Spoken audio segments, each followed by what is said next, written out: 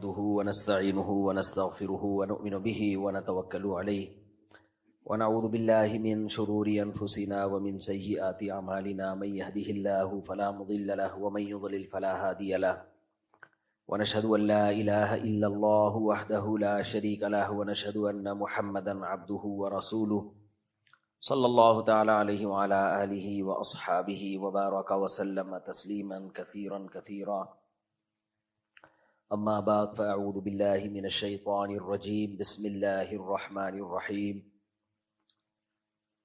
إلا المصلين الذين هم على صلاتهم دائمون والذين في أموالهم حق معلوم للسائل والمحروم والذين يصدقون بيوم الدين والذين هم من عذاب ربهم مشفقون إن عذاب ربهم غير مأمون والذين هم لفروجهم حافظون إلا على أزواجهم أو ما ملكت أيمانهم فإنهم غير ملومين۔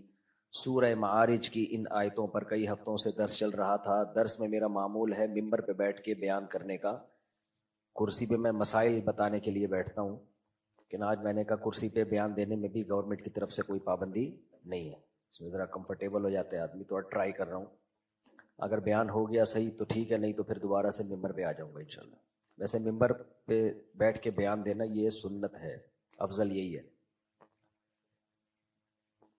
سورہ معارج کی جو میں نے آیات پڑھی ہیں، کرسی پہ بیٹھ کے مجھے ایسا لگتا ہے جیسے نہیں جہاز میں نہیں بیٹھا ہوا، کرسی پہ بیٹھ کے بیان میں وہ بات نہیں بنتی، پتہ نہیں کیا بات ہے، بہرحال ایسا لگتا ہے قوم سے خطاب کر رہا ہوں۔ بہرحال یہ جو سورہ معارج کی آیات ہیں، ان آیات پر کئی ہفتوں کہنا تو اب غلط ہے، مہینوں بھی غلط، کئی سالوں سے بیان چل رہا ہے۔ جب کوئی غم پہنچتا ہے تو جزا فضا شروع کر دیتا ہے، شور شرابہ شروع کر دیتا ہے، صبر نہیں ہے۔ قرآن میں یہ مضمون بہت دفعہ بیان ہوا ہے، میں بار بار اس مضمون کو اس لیے ریپیٹ کرتا ہوں کہ یہ جو مجلس ہماری ہوتی ہے یہ واعظ و نصیحت کی مجلس ہے۔ واعظ و نصیحت کا مقصد کیا ہوتا ہے؟ لوگوں کو عمل پہ لانا۔ خود بھی میں عمل پہ آ جاؤں، آپ بھی عمل پہ آ جائیں، تو عمل پہ لانے کے لیے نا ایک بات کو بار بار ریپیٹ کیا جاتا ہے مختلف انداز سے۔ یہ جنرل نالج کی مجلس نہیں ہوتی معلومات کی، ہاں جو نماز کے بعد جو سوال جواب کا سیشن ہوتا ہے وہ معلوماتی پروگرام ہوتا ہے۔ تو جو واعظ و نصیحت کی باتیں ہوتی ہیں نا، اس لیے اس میں بار بار ایک مضمون کو میں نے اپنے شیخ حضرت مفتی رشید احمد صاحب رحمہ اللہ تعالیٰ کے پاس 8 سال گزارے، 8 سال میں ڈیلی ایک ہی بیان سنا، دنیا مسافر خانہ ہے۔ ڈیلی کون سا بیان سنا؟ اور اسی مضمون کو مختلف انداز سے پلٹ کے بیان کرتے تھے، اور صرف کرتے نہیں تھے، ان کی زندگیوں میں یہ چیز نظر بھی آ رہی تھی۔ آج کہنے پر تو آپ کو پتہ ہے جہیز لعنت ہے، اور سب سے زیادہ جہیز خود لے رہے ہوتے ہیں، جہیز لعنت ہے۔ میں اکثر ایک واقعہ بتاتا ہوں نا، حیا پہ ایک خاتون کے بڑے زبردست مضامین آیا کرتے تھے، حیا، ٹاپک کا نام ہی حیا ہوتا تھا۔ اپنے بچے کو نا انہوں نے اپنی بیٹی کے لیے، ینگ بچی کے لیے جوان ٹیوٹر رکھ لیا، بند کمرے میں بیٹھ کے پڑھاتا تھا اس کو۔ ہمیں جب پتہ چلا ہم نے کہا چلو یار، حیا کی مثال قائم کر دی ماشاءاللہ۔ صحیح ہے۔ تو بولنے پر گورنمنٹ کی طرف سے کوئی پابندی نہیں ہے، آپ بولتے رہو۔ ایک نمبر مالی معاملات میں جب معاملات کرو تو پتہ چلتا ہے یہ ایک نمبر کہاں سے ہے، تو 2 نمبر ہے۔ مذہبی لوگوں سے لوگ کیوں بدگمان ہوتے ہیں پتہ ہے؟ مذہبی لوگوں سے لوگ بدگمان کیوں ہوتے ہیں؟ ایک حقیقت ہے، تلخ کڑوی حقیقت ہے۔ کوئی اور کہتا مجھے یقین نہ آتا، میں خود بھگتا ہوں، کیونکہ جو جس فیلڈ کا ہوتا ہے نا وہ اس فیلڈ کے لوگوں کو بھگت رہا ہوتا ہے۔ میں نے مذہبیوں میں بھائی جو فراڈ دیکھا ہے وہ عام لوگوں میں نہیں دیکھا، تنگ آ گیا ہوں سن کے۔ مولویوں میں جو فراڈ دیکھا ہے وہ دوسروں میں نہیں دیکھا، 2 اور 2 4 کی طرح جو بات ہوگی۔ سب مولوی نہیں، لیکن اس طبقے میں بہت فراڈ ہے، بہت زیادہ فراڈ ہے۔ ہاں یہ ایک الگ بات ہے کہ وہ اصل میں مولوی ہوتے نہیں ہیں، لگتے ہیں دیکھنے میں، گیٹ اپ ان کا مولویوں والا ہوتا ہے، ڈگری رکھی ہوئی ہوتی ہے کسی مدرسے کی۔ جو اوریجنل مولانا ہے وہ تو پرہیزگار ہوتے ہیں، نیک ہوتے ہیں، لیکن ہمیں کیا پتا، عام آدمی کو کیا پتا اوریجنل کون ہے، 2 نمبر کون ہے، جھوٹی موٹی کا کون ہے۔ اس کی وجہ سے جب اس طبقے کی ڈیپ میں آپ جاتے ہو تو کان پکڑ لیتا ہے آدمی، کان پکڑ لیتا ہے۔ پھر جب عام لوگوں کے ان سے معاملات پڑھتے ہیں، لوگ کہتے ہیں یار اپنے بچوں کو ہم نے مولوی کے علاوہ سب کچھ بنانا ہے. دو چیزیں مولوی سے میرا مطلب سمجھ رہے ہو کیا ہے؟ سچی مچھی کے نہیں، سچی مچھی کے بہت کم ہیں ہی نہیں، وہ ہیں ہی کم. جب میں مولوی کا لفظ استعمال کروں گا تو جس کا گیٹ اپ، داڑھی، جیسے میرا گیٹ اپ بنا ہوا ہے لیکن دیکھنے میں داڑھی اور ٹوپی ماشاءاللہ سفید آف وائٹ کپڑے، لیکن جب مالی معاملات میں جاؤ یار آدمی کہتا ہے بھائی ہم ہی اچھے ہیں. میں ایسے کئی اداروں کی مثال جانتا ہوں، کسی مولانا کے حوالے کر دیا تباہ برباد کر دیا، کسی لبرل کے حوالے کر دیا وہ سیٹ کر کے دے دیا اس نے. ایسے موقع پہ لوگ کس سے بدگمان ہوتے ہیں؟ مولویوں سے. یار دیکھو تو مولوی کبھی برا نہیں ہوتا، خوب سمجھ لو.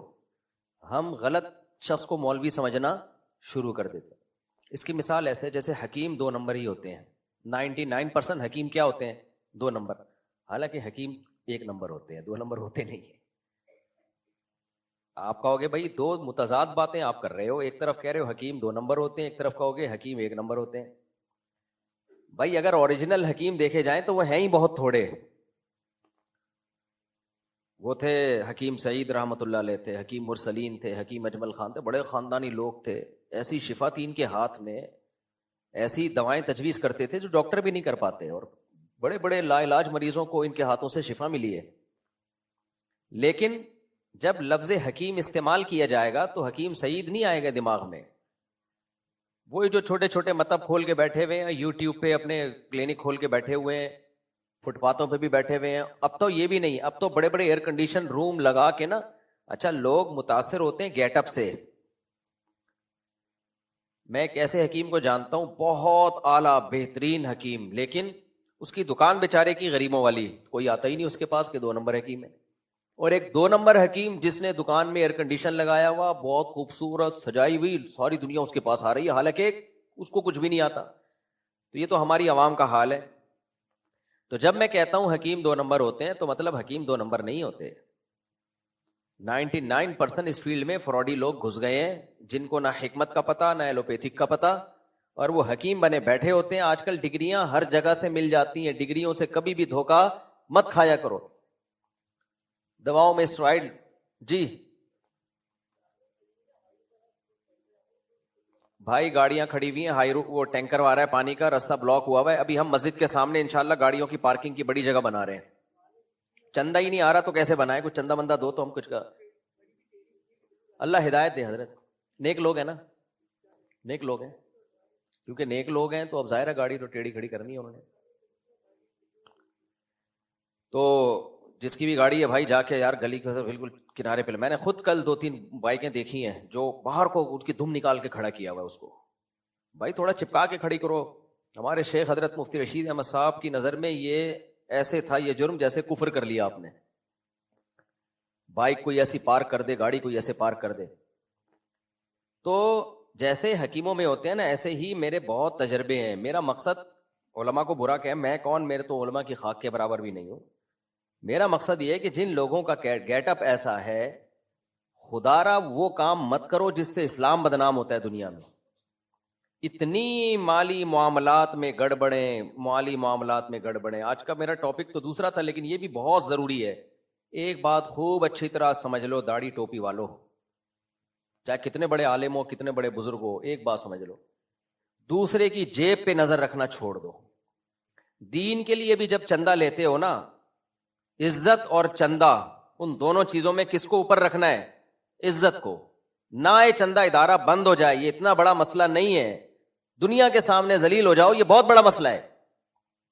ٹرسٹ بنا لیتے ہیں، بھیک مانگ رہے ہوتے ہیں لوگوں سے جا کے، اللہ کے نام پہ یار کوئی دے دے یار، بھائی کوئی دے دے یار. ایک بات خوب سمجھ لو، آپ کو اگر کوئی شخص گفٹ دیتا ہے نا، صبح شام پیسے دیتا ہے، گفٹ دیتا ہے، کیونکہ یہ تحفے ہدیے نذرانے اکثر مولانا ٹائپ کے لوگوں کو ہی مل رہے ہوتے ہیں. ڈاکٹر کو کبھی کوئی ہدیے نذرانے نہیں مل رہے ہوتے، اس کو تو فیس بھی لوگ مشکل سے دے رہے ہوتے ہیں. ہدیے اور نذرانوں کا سارا سیٹ اپ یہ کہاں چلتا ہے؟ بولو، مذہبی لوگوں میں چلتا ہے. اللہ کرے یہ بات سمجھ میں آ جائے، یہ کلپ بنا کے الگ سے ڈالنا ہے. ہدیے نذرانوں کا سیٹ اپ وہاں چلتا ہے جہاں عقیدت ہو. اور عقیدت ڈاکٹروں سے ہوتی ہے؟ نہ، عقیدت کس سے ہوتی ہے؟ مذہبی لوگوں سے. ہندوؤں کو پنڈتوں سے عقیدت ہوگی، عیسائیوں کو پادریوں سے عقیدت ہوگی، مسلمانوں کو مولاناؤں سے عقیدت ہوگی، پیروں مرشدوں سے عقیدت ہوگی، روحانی علاج والوں سے عقیدت ہوگی. تو جہاں عقیدت ہوگی وہاں فری پھوکٹ کا پیسہ بہت آتا ہے. میرا مقصد بتانے کا یہ ہے کہ جب یہ فری پھوکٹ کی چیزیں آتی ہیں، انسان مٹی کا بنا ہوا ہے یا لوہے کا بنا ہوا ہے؟ مٹی کا. تو خود بخود فری کی عادت پڑتی ہے اس طبقے کو. جو ہم لوگ کا طبقہ ہے نا، میرے بچے بیٹھے ہوئے کہ نہیں بیٹھے ہوئے ہے بھائی؟ تم لوگ کو بھی ابھی سے عادت انسان کا بچہ بنانا، کیونکہ مولویوں کے بچے بھی بہت بگڑتے ہیں. مولویوں کے بچے اس لیے بگڑتے ہیں کہ گھر میں فری کی چیزیں آنا شروع. آج جی فلانے کا 40واں تھا تو بریانی کی دیگ بھیج دی، بچے پوری پھوکڑ میں بیٹھ کے کھا رہے ہیں. وہ فلانے نے ہدیہ نذرانہ بھیج دی، مفتی صاحب کا فلاں رشتہ دار ہے یہ، اس کو بھیج دیا. یہاں سے کھانے کی عادت پڑتی ہے. کبھی کبھار تو لوگ لفافے میں پیسے بھی ڈال کے دے دیتے ہیں، اگرچہ اتنے نیک لوگ کم ہیں لیکن بہرحال دے دیتے ہیں لفافے میں. یہ لو بھائی، اچھا چلو بھائی ٹھیک ہے. تو یہ سب کے ساتھ ہوتا ہے، میرے اکیلے کے ساتھ نہیں ہوتا. ہونا چاہیے علماء کو گفٹ دیں، محبت کا اظہار کریں، لیکن ہوتا یہ ہے کہ جب یہ سب چیزیں ہونا شروع ہوتی ہیں نا تو بچوں میں لالچ پیدا ہونا شروع ہو. اچھا، بچوں کے ساتھ، علماء کے بچوں کے ساتھ ایک اور چیز یہ ہوتی ہے، ان کو بچپن سے ہی عزت ملنا شروع ہو جاتی ہے. تو زہر قاتل ہے یہ، تو کیا ہے؟ تباہی ہے، بربادی ہے. کہ جب ادب سیکھنے کی عمر تھی کہ بڑوں کا ادب کیا جائے، اس وقت بڑوں نے آپ کا ادب کرنا شروع کر دیا. تبھی ہم نے اپنے بڑے صحیح علماء کو دیکھا ہے کہ وہ اپنے بچوں کو گھر سے باہر ویلیو نہیں دیتے تھے. گھر کے اندر تو بہت عزت دیں، گھر کے باہر الگ سے کوئی پروٹوکول نہیں ملے گا آپ کو. ہمارے شیخ حضرت مفتی رشید، حضرت مفتی عبدالرحیم صاحب حفظہ اللہ تعالی، ان کے بچے آپ کو ایسے ماشاءاللہ نیک پرہیزگار. ایک بڑا والا بیٹا وہ تو ڈیلی 15 پارے پڑھ رہا ہوتا ہے رمضان میں، اور تہجد تراویح الگ. تو میں نے حضرت سے ایک دفعہ فرمایا، محتمم کا بچہ اتنا نیک ہوتے ہیں میں محتمم سے بھی تو ڈرتا ہوں نا، وہ بولیں گے اچھا یہ کیا بات ہے. ایک دم جب میں بولتا ہوں نا تو مجھے محتممین کا خیال، جو مدارس کے ناظم ہوتے ہیں ان کا خیال آنا شروع ہو جاتا ہے. تو مشہور لوگوں کا بچہ اتنا نیک، لیکن ہم اس کو دیکھ رہے ہیں کہ حضرت نے بچپن سے تربیت کیسی کی ہے. اب ہو کیا رہا ہے کہ لائن میں کھانا ملتا ہے بچوں کو، کہیں بھی جا رہے ہیں لائن میں کھڑے ہوئے ہیں، تو ان کے بچے کو اجازت نہیں ہے کہ میرے ساتھ آ کے بیٹھ جاؤ نا. جیسے سب بچے لائن میں ہیں آپ بھی بولو لائن میں ہو. یہ ٹریننگ مشہور لوگوں کو یا عالم لوگوں کو اسپیشلی اپنے بچوں کی کرنی پڑتی ہے کہ آپ صاحب زادے نہیں ہو، آپ دوسرے بچوں کی طرح نارمل بچے ہو، آپ صاحب زادے نہیں ہو. الگ سے کوئی پروٹوکول نہیں ملے گا آپ کو. یہ سارے انسان کے بچے ہیں، آپ بھی، آپ کے اندر کوئی قابلیت ہوگی تو قابلیت کی بیس پہ آگے آؤ.